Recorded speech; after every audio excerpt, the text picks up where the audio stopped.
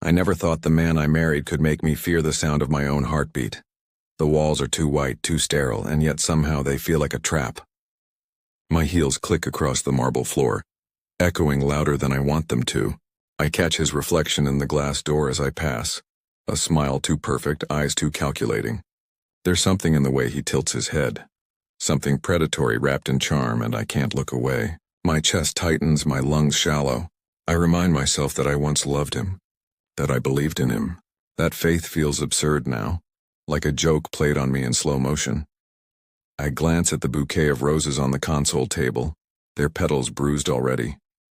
The scent is sweet, almost suffocating, and I hate that I still notice it. He comes up behind me without a sound, and I startle even though I know he's there.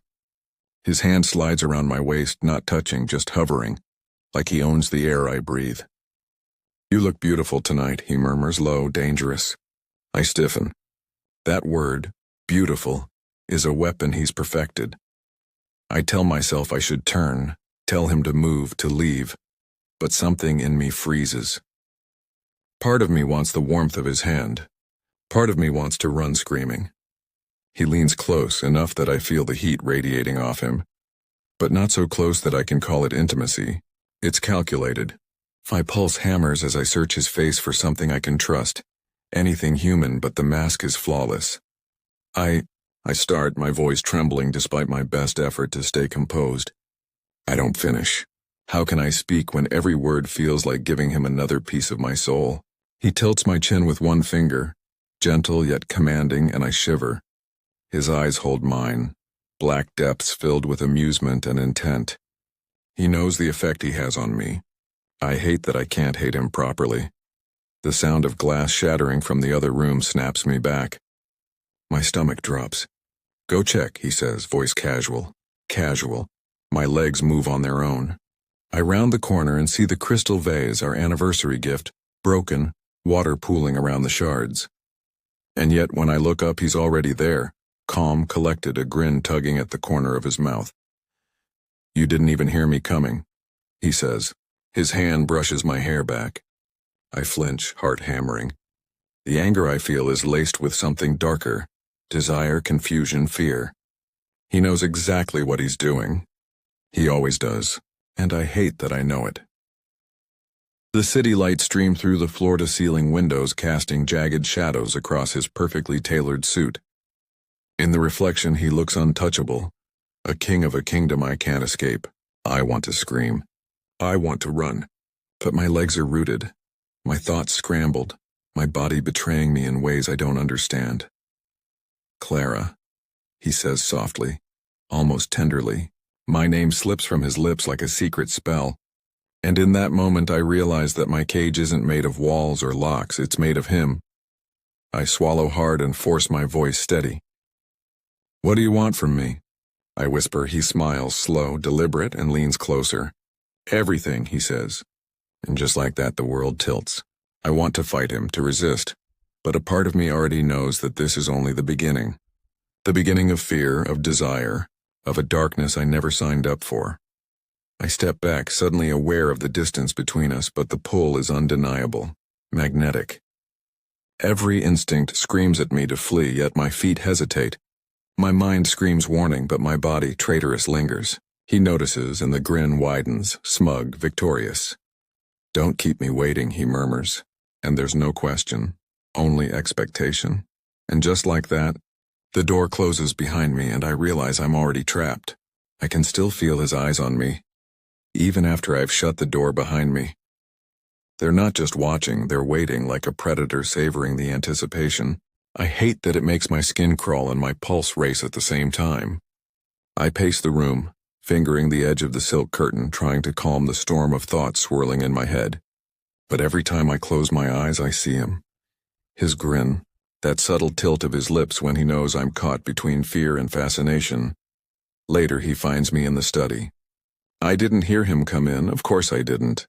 The soft click of the door is enough to make my heart jump, though I've been trying not to feel anything. He leans against the door frame, arms crossed. The faint scent of his cologne lingering like a memory I didn't want. "You shouldn't sneak up on me," I murmur. Voice tight.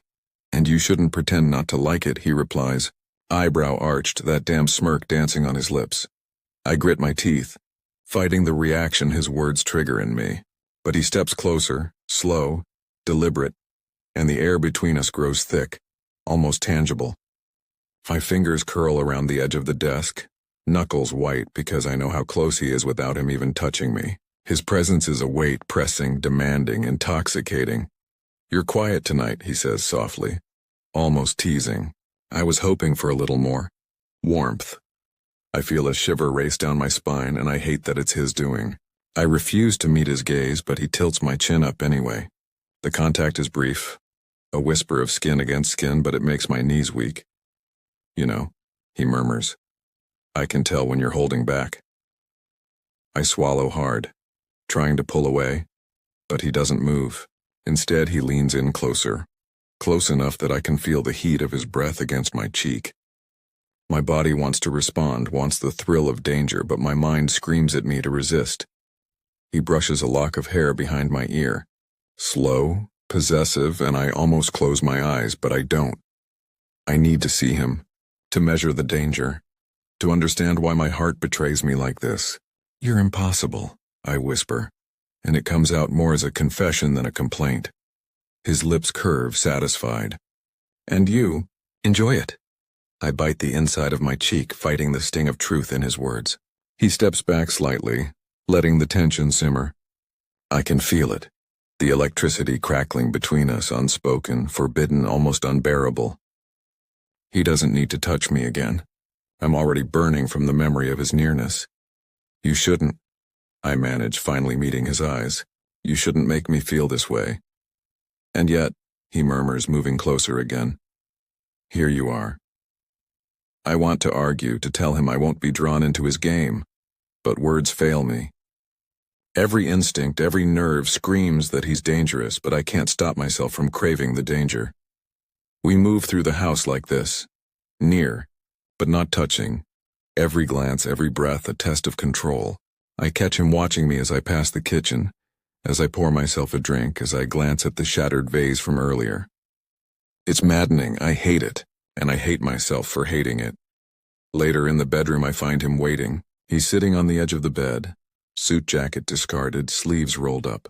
The dim light from the city casts shadows across his face, highlighting the sharpness in his jaw, the intensity in his eyes. My chest tightens. I want to leave. I want to run. And yet I step closer, drawn to him like a moth to flame. "You're dangerous," I whisper, voice barely audible. "Not as dangerous as you think," he replies, leaning back slightly, letting me come closer. "But I like that you're afraid." I swallow hard, heart racing, and realize just how close we are. So close I can feel the heat radiating off him, smell the faint trace of his cologne, taste the tension in the air. My hands curl at my sides, trembling, because if I touch him, if I let him touch me, nothing will be the same. And yet there's a part of me that wants that, a part that aches to cross the line even for a second. He tilts his head, watching me, reading me, and I feel exposed, naked, though my body is fully clothed. There's power in his gaze, and it terrifies me, and it thrills me. I want to push him away, but I can't. My own hesitation is a weapon he wields effortlessly. And then, just as the tension peaks, the phone rings. A sharp, jarring sound that shatters the fragile bubble between us. He flinches, annoyance flickering across his face, and in that instant the spell breaks. I step back, suddenly aware of the distance I should keep, aware of the danger, aware of how much I want to step closer again. "I'll be back," he says, not unkindly, but with that command in his tone. And just like that, he's gone, leaving me trembling, dizzy, and achingly aware of every unspoken desire that hangs in the room like a mist. I lean against the wall, heart pounding, and realize that the game has just begun, and I never imagined I'd feel this exposed. Standing in the hallway with him so close I can feel the heat radiating off his body. The city lights through the windows paint gold and shadow across his sharp features, and I can't look away. He's waiting, patient, letting the tension build like a living thing between us. Every breath I take seems amplified, every heartbeat a drum in my chest. "Clara," he says softly, and there's something different in his tone tonight. Less teasing, more deliberate. I feel it in my chest, a tug, a pull that makes my knees weak. I want to run. I want to run straight into his arms. I can't let myself. You've been avoiding me, he says, stepping closer, close enough that the scent of his cologne overwhelms me. Rich, dark, intoxicating. I try to turn away, to put space between us, but my body refuses. It trembles, betraying me in ways I can't control. I'm just... My words falter, choked by the tension, by the ache I can't name. He tilts his head, reading me like an open book. You're lying, he says, quiet now, almost intimate, and in that moment I realize he's right. I am lying, not to him, not to anyone else, but to myself. I'm not afraid of him. Not exactly. I'm afraid of what I feel when he's near.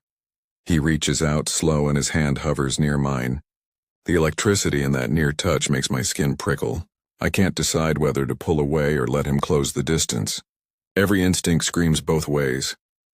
I like that you fight me, he murmurs, voice low, velvety, dangerous. But I like it even more when you stop. My breath catches. It's impossible to ignore the longing in his words, the way his gaze pierces me. I want to run, yet my feet remain planted. My pulse races. I know at some level that if I let him touch me, if I let this happen, nothing will ever be the same. And yet every part of me aches to cross that line. Then his hand brushes mine. Just a ghost of a touch, barely there, but it's enough. Enough to set my nerves on fire. Enough to make the room spin. I look up into his eyes and see something I've never seen before. A flicker of vulnerability, almost hidden beneath the mask of control. Do you feel that? He asks, whispering. His voice is close enough that I can feel it vibrating against my skin. Yes, I breathe, barely audible. My fingers twitch, wanting to intertwine with his, wanting the warmth, the contact, the connection. And then it happens. The space between us collapses. He leans in slow, deliberate, letting me pull away if I choose, but I don't. My lips brush his in the gentlest of touches, and it's electric. My heart leaps. My body trembles, and the world outside ceases to exist. It's not a kiss of passion, not yet. But it's a confession of everything we've been pretending not to feel. He pulls back slightly, just enough to let me breathe. But his gaze never leaves mine. You feel it too, he murmurs as if reading my very soul. Yes, I whisper, my voice breaking with the weight of the truth. I feel it. A shiver runs through him, or maybe through me, I can't tell anymore. Our proximity, our almost touch, has shifted something delicate, something dangerous. There's no going back now. The tension that's been simmering between us ignites. And I realize that my careful defenses are crumbling. Brick by brick, we linger there, suspended in a moment of impossible closeness, until a knock at the door shatters it like glass. We both flinch. The outside world intrudes, cruel and abrupt, leaving us both breathless, incomplete, yearning. He steps back, composed, but I see the flicker of frustration, of longing behind his calm mask. Later, he murmurs, almost a promise, almost a threat. I nod, though my body aches for the connection we've already tasted. And as I retreat down the hallway, I realize that the danger isn't just him, it's us. It's the way he's unraveling me, the way I'm drawn to him despite every warning, every instinct. I reach my room, my hands shaking, and lean against the door. My pulse races uncontrollably. I can't stop thinking about the brush of his fingers, the whisper of his words, the almost kiss that burned itself into my memory. Every fiber of my being wants more, and yet I know the price of surrendering completely. I close my eyes, trying to steady my racing thoughts. I'm caught in a storm I didn't see coming, a storm that's equal parts danger and desire, and I know with a certainty that terrifies me that there's no escaping it. Not now, I can't breathe. Not really. Not fully. My chest feels like it's trapped in a vice, squeezing tighter with every step I take toward him. He's standing by the floor-to-ceiling window looking out at the city, and for a moment he seems untouchable, an immovable force. I should turn away, should retreat to the safety of my room, should convince myself this is madness. But my feet betray me. They carry me forward, closer to him, closer to the storm I've been trying to avoid. He turns when he hears me, expression unreadable. The dim light catches the sharp planes of his face, highlighting his intensity. His eyes sweep over me, assessing, calculating, and I feel completely exposed under his gaze. It's infuriating. It's thrilling. It's terrifying. "You shouldn't be here," I manage, though my voice is tighter than I intended. He steps closer, close enough that I can feel the heat emanating from him, close enough that every nerve in my body hums with tension. "And yet," he murmurs, "you are." I clench my fists, trying to summon control I no longer feel. "I'm not afraid of you." His lips curve, slow, dangerous. "Are you sure?" The words strike me like a blade. I'm afraid, but not of him, not exactly. I'm afraid of what I want, of what I feel whenever he's near. I'm afraid of losing myself in the pull between danger and desire, fear and fascination. I want to tell him to leave, to go, to stop, but my body freezes. Then he reaches out, one hand brushing my cheek. Just a brush, nothing more, but it ignites a fire deep inside me. My knees tremble, my breath catches, and suddenly I can't think clearly. My mind screams at me to push him away, to flee. But a different voice, darker and more insistent, whispers that I want this, that I've wanted this for weeks, that the danger is irresistible. I can't. I start, voice breaking. "You can," he interrupts softly, almost tenderly, "if you let yourself." I blink, trying to steady myself. But the words are a key, unlocking something I've tried to bury. I take a trembling step forward. He mirrors me, closing the gap without touching me. And then the dam breaks, our lips meet. Not gently, not cautiously. This time it's urgent, desperate, the collision of desire and fear, power and surrender. His hands find my waist, pulling me closer, and I wrap my arms around him as if anchoring myself to something dangerous but undeniably alive. Every nerve in my body sings. I taste him, breathe him in, and lose myself in the intensity. We break apart just enough to breathe, foreheads touching, breaths mingling. "You're impossible," I whisper, shaking, trembling, breathless. "And you," he says, voice low, guttural. "Finally stopped pretending." I close my eyes, leaning into him, letting him hold me, letting myself be held. There's power in this, and yet I feel raw, vulnerable, exposed. I realize that for the first time I'm not hiding, not from him, not from myself, and it terrifies me. "Clara," he murmurs, pressing his lips to my temple. "Don't forget, I can destroy you with a single word." I shiver at the thought, a thrill running down my spine. "Maybe I want to see if you can," I whisper, daring him, testing him, challenging him. His laugh is low, dark, satisfied. "Brave," he murmurs, pulling me back against him. "Foolish, but brave." The intensity builds, every second stretching impossibly long. I feel his hands in my hair, at my back, on my arms. Possessive, demanding, protective, terrifying. And I realize painfully, exquisitely, that I'm not just caught in his orbit. I'm orbiting willingly, deliberately, and with every passing moment I'm losing the distance I tried so hard to maintain. Then suddenly he pulls back, leaving space between us. My pulse races, confusion and desire colliding in a storm. "I can't give you everything," he murmurs, eyes dark, intense, unreadable. "And yet," I whisper, voice trembling, "I want it all." He studies me, a flicker of something. Admiration, frustration, desire, crossing his expression. Then he steps away, leaving me standing there, trembling, exposed, craving, and desperate. The distance between us feels infinite. I lean against the window, chest heaving, and realize the truth. I'm not afraid of him anymore. Not fully. I'm afraid of what happens if I let go completely. And I want to. I want to cross the line. I want to surrender. And I know deep down that nothing will ever be the same. The city sprawls beneath us, endless, bright, and indifferent. But up here, in this penthouse suspended above the world, danger and desire collide. And I understand that I'm on the edge of something irreversible. I can't see the end yet, but I can feel it. The reckoning, I've never felt more alive or more terrified than I do right now. The city sprawls below us, indifferent, glittering, as if it doesn't even notice the storm that's raging in this penthouse. But I notice. Every shadow, every sound, every sharp intake of breath that passes between us is magnified, impossible to ignore. He's standing there, tall, commanding, beautiful, dangerous. The same man who's held me in this gilded cage, who's toyed with my fears and desires alike, and yet tonight I see him differently. Not untouchable, not a king, a man. Flawed, dangerous, but mortal. I take a deep breath and let the fear sharpen into clarity. "Clara," he says, voice low, and it makes my pulse spike. "No," I interrupt, firm now, steadier than I've ever felt. "Not tonight. Not anymore. I'm done pretending. I'm done being afraid of you. Or of myself." His brow arches, surprise flickering across his face. I see it. The recognition that I'm no longer the girl who hesitated, who held back, who trembled under his gaze. I step closer, not in surrender, but in defiance. "I trusted you," I whisper, voice raw. "And you broke that trust. But I learned from it. I learned how strong I am, how much I can endure, and how much I will fight."